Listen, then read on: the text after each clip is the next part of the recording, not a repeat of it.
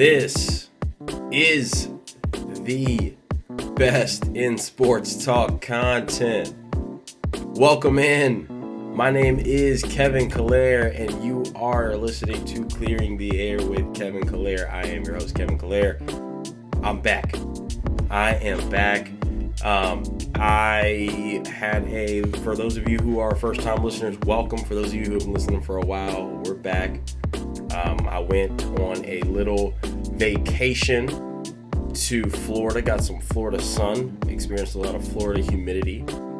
My girlfriend, myself, my best friend, his wife, and their two kids went and experienced Florida, the Disney World experience. It was a great time. We had lots of pictures, ate lots of food, spent lots of money, drank lots of water to stay hydrated, got lots of sun, did all the pool stuff, rode all the rides. It was a grand time. I will tell you, if you're looking for, if you're just talking about cream of the crop from people who run their business the right way, Disney, to me, they're second to none, right? But I'm not here to talk about Disney because over this past week, there's been a lot going on. So we have a lot to cover. And of course, when I do the solo ones, I try to keep these not super, super long, right? So that we can, go on about our business. So yeah, I'm gonna get right to it. Before I do, I need to remind y'all, if you're subscribed on YouTube, make sure you hit the bell, so that you can get notified when new episodes are dropping, new video clips are dropping, new short videos are dropping. If you are subscribed to the podcast, wherever you get your podcast, make sure you turn your notifications on so you can see, because we are back now and we're good, locked and loaded, fully loaded, ready to roll. Because it's the best time of year. NBA playoff time. It's the best time of year. We have a lot going on. I am recording this on, I waited until the Lakers and Nuggets game ended because I had to get that in and get our night of the playoffs as well, so that when you hear this on Tuesday or whenever you hear this, it is as relevant and as current as possible. So let's start here. I want to start with probably, I won't call it the most surprising, but it's also like the most. So it's not very, it's shocking, but not shocking at the same time. Let's put it that way. And that is the Suns getting swept by the Minnesota Timberwolves. So first off, let me say this. The Minnesota Timberwolves are for real. I know when we were first doing our playoff preview, I wasn't quite sure. I was like, do we really trust Minnesota? Usually teams who have those great seasons and are the 2 seed, the 1 seed, 3 seed, whatever it is, like Sacramento last year, when Denver was the first time they had a high seed, you can never really trust them. They gotta take time and take their lumps. So they usually don't, on their very first shot of greatness, excuse me, get over that hump. So it's like, do we really trust Minnesota? Devin Booker's been to a finals. KD's been to a few finals, has won 2. Frank Vogel's won a finals. Well, yeah. Now, Minnesota's for real. They came out, they swept them boys. And I honestly, I don't really want to make this about the Suns. Because where the Suns and the Milwaukee Bucks, which I'll talk about, we'll get to the Bucks in a second, but where they're at in comparison to where they were when they met in the finals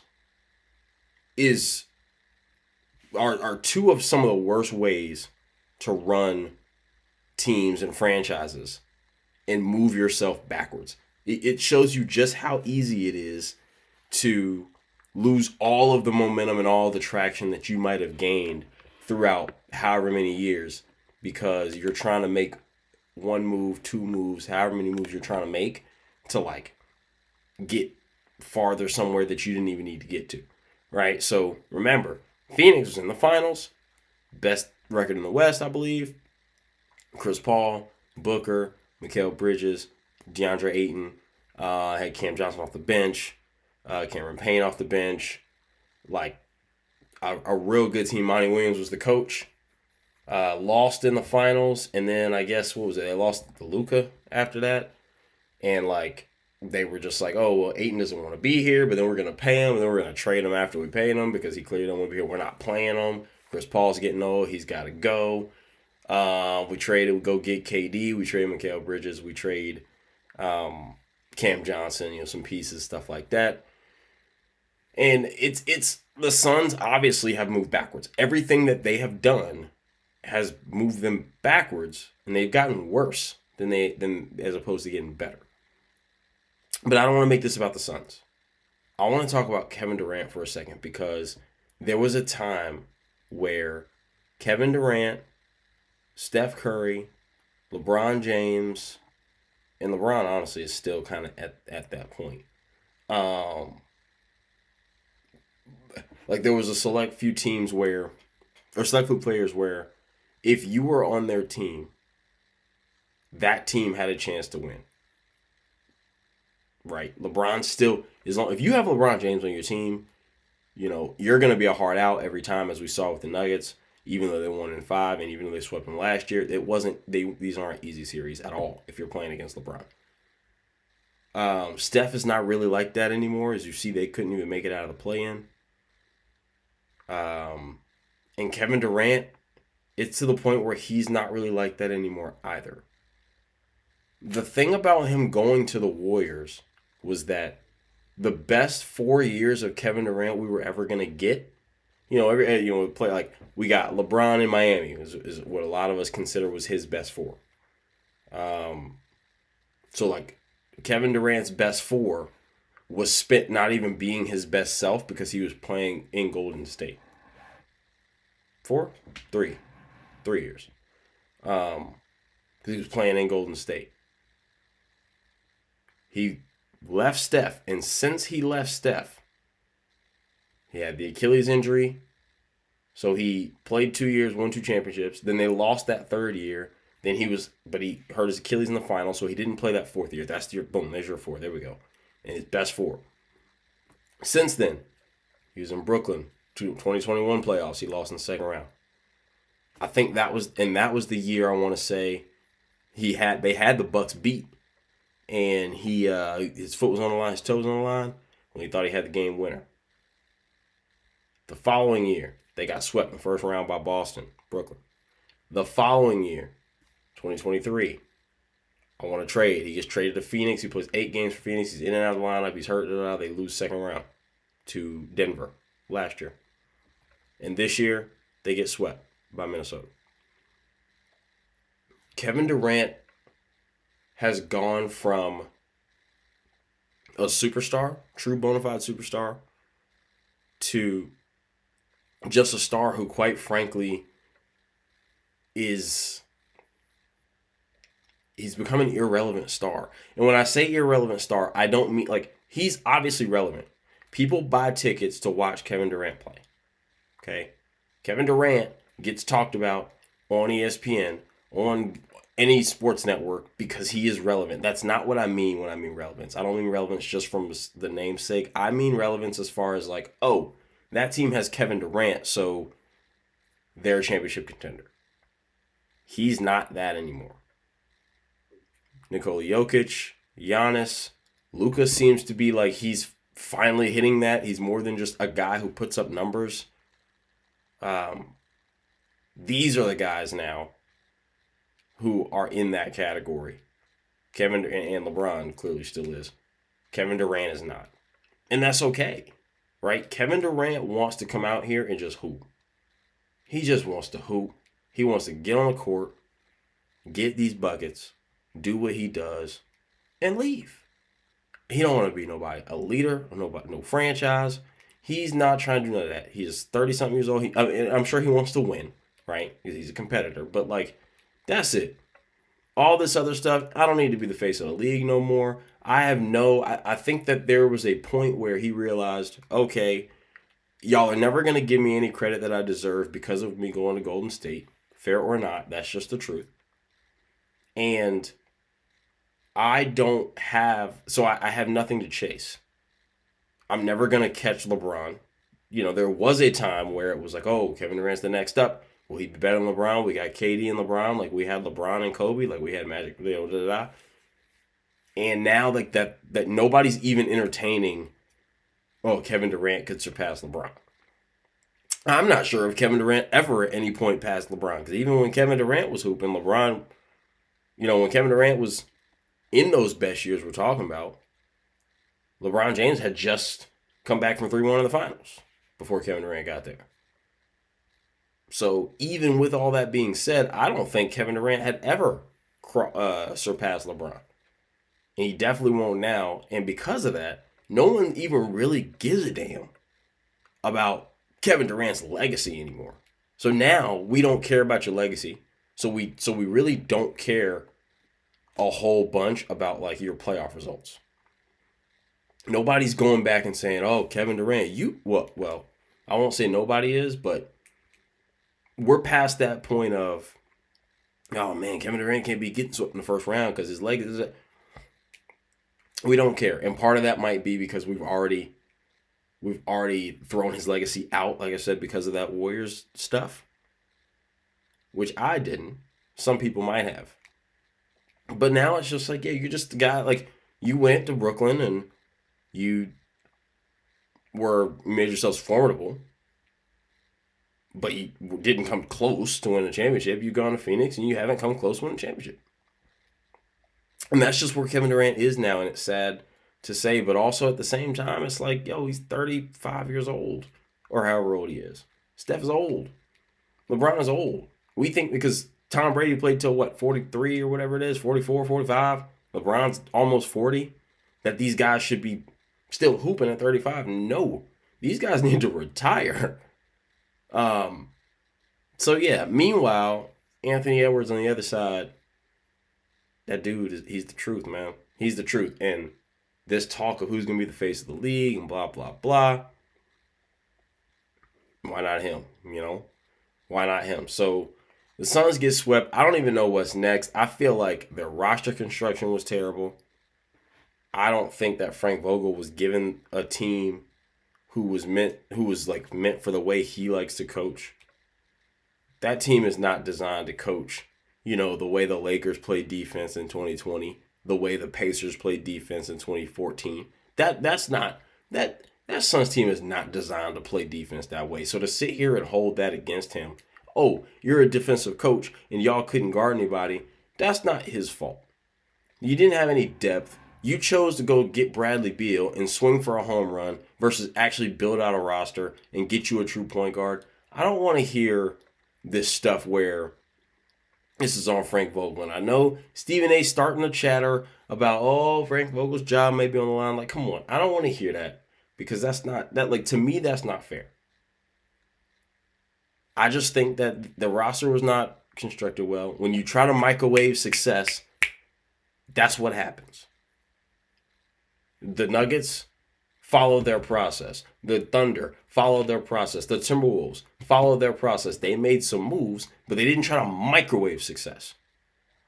What these teams fail to do is they see a little bit of success and they try to go get this superstar or whatever. Brooklyn Nets had a process, tried to microwave Harden, KD, and Kyrie, and now look where Brooklyn is. Just that fast. Philly had a process. So when you sit here and you're like, oh, let's make the splash, there's only one player. There's only one player in this league who you can go give him just a bunch of other stars, give him nothing around, and say, hey, he'll make it work. That's Mr. LeBron James. Y'all got to stop doing that with everybody else. Just because you have Kevin Durant doesn't mean anymore that means that your team is an automatic championship contender. It just doesn't. Maybe are they an automatic playoff team? Okay, maybe. An automatic championship contender? No.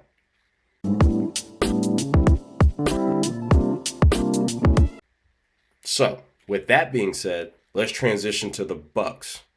Because as of this moment, the Bucks, and again, this is Monday night, technically Tuesday morning, depending depending on what time zone you're in. The Bucks are down 3-1 to the Pacers. Looking like Giannis and Dame might not play Game 5. So it might be over for them. The Bucks, another one. Hey, we decided to make the home run splash. I was just talking about trusting your process. The Bucks won a championship trusting their process. And decided we want Damian Lillard. Now look, Miami is a competitor of theirs. So they probably said, hey, we don't want Dame to go to Miami. Rather than go here. Drew Holiday ends up in Boston, which really sucks for Milwaukee. But now you're looking and you're going to go out first round. I know what people want to give me. Okay, well, they're injured. Okay, well, everybody's injured. Okay. Well, yeah, but Giannis literally isn't playing. Dame was hobbled at the end of Game 3. Didn't play Game 4. They probably won't play Game 5. Okay, I hear that. I'm not here to just like dismiss obvious stuff. But what I am here to do is to make sure that we still keep an understanding of everything else. Okay? Let's not forget. Who was the Bucks coach? Adrian Griffin? Is that who it was? I know who it is now. Doc Rivers. The Bucks ended the season 17-19 under Doc Rivers. That was before they got hurt. Okay? The Bucks couldn't stop a nosebleed. Their defense was terrible. That was before they got hurt. The Bucks struggled with these Pacers all season long. That was before they got hurt. The stuff that they're having problems with right now is the stuff that they had been having problems with before they got hurt. So yes, if you want to make an excuse, oh well, they brought in a new coach halfway through the season. Whose fault is that? That you decided I'm going to bring in Doc as an advisor, and we're going to fire the coach and make Doc the coach. Doc was fired from the Clippers for a reason. He was fired from the Sixers for a reason. This is the thing about the NBA. They love this, they love to recycle coaches. And so you get Jeff Van Gundy's and Stan Van Gundy's and Doc Rivers, who just continue to get these jobs over and over and over and over again. And they usually, if they get one ring or something like that, they usually always have. It was the same thing with Jeff Fisher in the NFL. But quite frankly, you chose to go Doc Rivers like a namesake, I guess. But you had the best. I don't know. You had one of the best records in the East. Now you finish, and sure you still do, but the New York Knicks should not be the the second seed in the East. The New York Knicks, who, by the way, are playing without Julius Randle, if we want to talk about injuries, should not be number 2 in the East. Boston's doing what they're supposed to do. Milwaukee collapsed. Philly had injuries with Embiid. Miami doesn't give a damn about the regular season. And so New York is the second seed. And they're going to send Philly home, which we'll talk about that later as well. So now if you're Milwaukee, okay, well, sure. Maybe we just chalk it up to injury, chalk it up to bad luck, and next year's the year. But, this is a lot of wasted time. Suns, this next year's the year. This is a lot of wasted time. Devin Booker. We saw how Kevin Durant went from the young, golden child that he was to this old guy. That time flies. You blink an eye and Kevin Durant's had a whole career. You blink your eye and Steph Curry's had a whole career. Stop wasting years. Bucks. Stop wasting years. Giannis, time is ticking. Stop wasting years. But if you want to say, oh, well, we'll do it next year. Okay, well, what happens next year when the Knicks are even better? Boston's not going anywhere. We'll do it next year. Championships are hard to win. You got to stop wasting years. Let's go to the Knicks. Let's go to the Knicks real quick. because the Knicks got up 2-0, and Embiid said, we're still going to win. We're still the better team. And one thing I do like about Embiid is he doesn't mind like being just honest. And that's actually kind of how it is with a lot of foreign players. Like, they don't really sugarcoat the way we do, Americans do. Like, they're just kind of straightforward about it, but they're not being assholes. They're just like, that. This is what it is. So, after game 2, game 3 comes, Embiid goes crazy. They win. Everybody's all Embiid. He backed it up. And then they lose game 4. And now they're down 3-1, and they got to go back to New York. I just told y'all, New York shouldn't be the 2 seed. Jalen Brunson's their best player. Julius Randle is their second best player, is out. That could be a benefit to some. Just depending on the way you look at it, the Julius Randle in the playoffs. But here's my thing with Embiid. Embiid is 7'2" and plays. This is also my issue with Karl Anthony Towns. He plays like a small forward. I've never seen somebody so big. And this is something I don't see with Karl Anthony Towns, but just the Karl Anthony Towns, Cat plays like a small forward because of his play style. He's trying to just shoot a bunch of threes and just, he doesn't really want to like do the big man stuff. But Embiid, he's always on the ground. I don't understand how the tallest person on the court can always find himself lower than everybody else because he's always on the ground. Shaq was physically imposing, right? He was dominant because he wasn't always on the ground. When Embiid collides with somebody, he is always the one that falls. Always. He never just powers through anybody. For him to be as big and strong as he is, every time there's contact, Embiid's on his back. Part of that could be he had injury problems, and it's probably, with his size and his weight, hey, it's probably easier if you, when you're on your way down, just go ahead and go all the way down. Don't try to stop your fall because it's not going to like your joints, ankles, knees, things like that. Maybe that's part of it. But dog, you're always on the ground. And it's hard to watch. I don't even like watching Philly games because he's on the ground half the time. The game is slow, it's groggy, and the best player on the court is at the free throw line because he was just on the ground. Every shot he takes is a lean-in shot, leaning into somebody because he's trying to get this foul. Yo, dog, put your shoulder in this man. Tell him he can't fuck with you, and go dunk the ball. Please. That shit drives me nuts. So can you actually win a championship with Embiid? That's the question. Because the reality of it is, either A, there's an injury, or there's something. It's always something. And I know, I should be a little bit, I need to ease off of him because you can't control your injuries. You can't control your luck. And, it is what it is. But, no, man. No. I don't know if you can rely on that.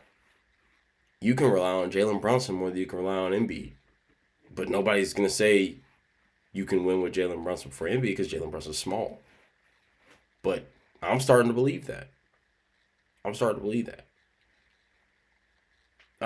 What else we got? Boston handled business again. They're up 3-1 on Miami, which we expected this to be kind of a bloodbath. But Jimmy got hurt in the play-in, and now it's kind of like, all right, Boston is going disposing them. Oklahoma City, they did sweep. They completed the sweep. They swept New Orleans, who was missing Zion. He got hurt in the play-in, so we knew they could dispose of them.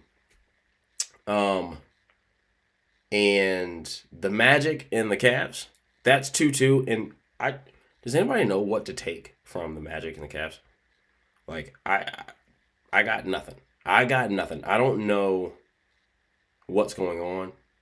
Like, this is just, at first I thought, oh, okay, Cleveland gets it now. Last year, first year in the playoffs, are young. I mean, Donovan Mitchell had been in the playoffs, but like a lot of those Cleveland guys are young, didn't understand really what they were getting into, got embarrassed. They came out this year and said, no, we're ready for this. And in game 3 and 4, it looked like, oh, Orlando, instead of needing a whole series to be like, we're ready for this. And once they were like, okay, we're 2 games in, we get what's going on now. Now we're here. So I don't know. I have no takeaway. I'll be completely honest with you. I haven't really been watching Cavs and Magic. I've just been kind of keeping up with scores, stats, things like that.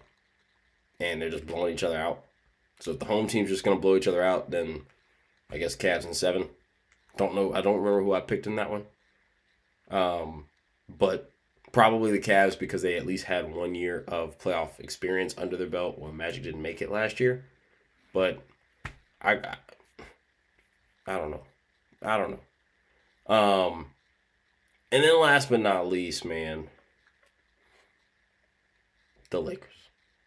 The Lakers and the Nuggets. The reason why I'm recording at the time I'm recording, because Game 5, and I'm glad that I did, because Game 5 was a good game. But again, I'm not here to break down the game specifically. The Lakers were down 3-1 they were down 3-0, won Game 4 at home, had to come back to Denver playing the altitude.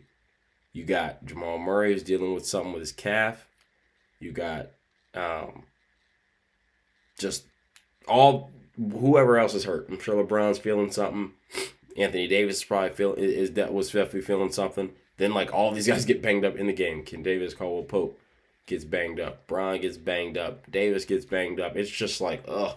Everyone's dragging. Everybody's tired. It felt like a Game 7. It was ugly. There were a lot of chip shots, chip layups missed, a lot of ugly basketball, a lot of tough, gritty fouls, but nothing dirty, right? A lot of what's another thing I usually see? Like a lot of like 4 straight possessions of people are just like walking, like dragging down the court, dragging their feet. Like it felt like a Game 7. But the Lakers, man, they just not tonight. Tonight, actually, they looked like a competent team. But they have just looked like a complete mess. And quite frankly, they look like a mess since 2020. Like since winning that championship in the bubble, they look like a mess. You got guys who one day will go score 30, the next day won't show up. D'Lo's sitting on the bench while the coach is in the timeout drawing up plays. You got LeBron who's upset. They're up double digits, but you didn't challenge. Now he's stomping it up. Remember last year in that Boston game, you got Patrick Beverly showing the referees the camera. Hey, here's the foul. LeBron's on one knee, hand covering his head like he just, lost the lottery or something. Like he just gambled away his house. I don't know what is happening, but the Lakers just look like a complete mess. Meanwhile, Denver looks like a team who's all about business. And that kind of stuff shows. So when you lose 12, 13, whatever the number was, straight games against an opponent, including two playoff series, that's where that stuff shows, because playoff games are won in the margins. So the more buttoned up you are, the more success you'll have in said margins. You don't have success if you can't figure your stuff out. And whatever problems that they got internally bleed through into their games. They're not a team who's more talented than most of the league. In fact, one could argue they're one of the less talented teams in the playoffs, just from a talent perspective. So when you don't have the talent to outmatch it, and you're outmatched at the coach, now those margins get wider, and you're lucky you have LeBron, who really covers a lot of mistakes. But quite frankly, he's 39 years old. And Anthony Davis, we know he breaks down. And so now you got the Lakers, who've lost 8-1 to the Nuggets the last 2 years. They go from being conference championship last year, after beating the Memphis Grizzlies and the Warriors, to playing the Nuggets and going home in the first round. I don't know what's going on. Darvin Ham, I don't know how they keep him. And I don't even, and again, goes back to a lot of head coaching stuff. It's not the coach's fault. It's a lot of circumstantial stuff that comes with it. But it just is the way of the business. And when your team looks like that, me personally, I can't keep you around as my coach. So I don't know, man. I had a friend of mine who sent me a voice message, and he was like, I just kind of want the Lakers to lose so they can put me out of my misery so I can just enjoy the rest of the playoffs. Because if they win Game 5, we're going to be 3-2 going back home. I'm going to be right back in here. And I'm going to have all my hopes high for them to break my heart again. And that's what Laker fans are going through. And it sucks. It sucks, but that's what happens when a franchise is poorly run. The Lakers are not a well-run franchise. Do I know how to run a franchise? No. Okay, so when I say that, I don't say that because I could do better. I only say that because when I'm looking at them compared to everybody else, that's what you're getting. It's a mess over there. It's a mess. And they got to figure that out.